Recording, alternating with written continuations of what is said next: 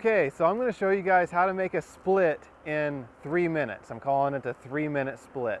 Remember, at its core, splitting is as simple as equalizing all the resource between the boxes and then separating the boxes. Because we're trying to do this fast, we're going to ignore the queen completely.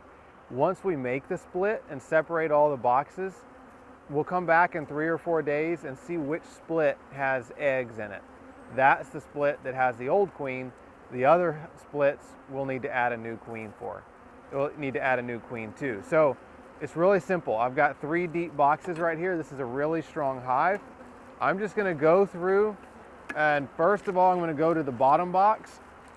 Now most splits, I usually recommend putting 3 to 4 frames of brood per split. That's the average. So we're trying to make some strong splits here because we want to make a honey crop with these bees.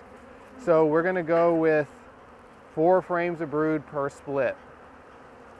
Now this hive was really strong. They drew out some burr comb that we're going to remove. Okay, so now I'm just going to quickly get a quick count of brood frames and honey frames. So I've got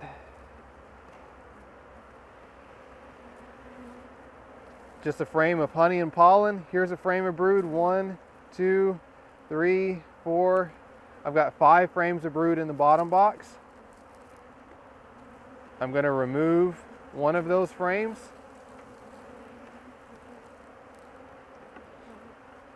So now I've got 4 frames of brood in the bottom box, and the rest is honey and pollen. I'm going to set this frame of brood aside and replace it with an empty frame from one of our other boxes.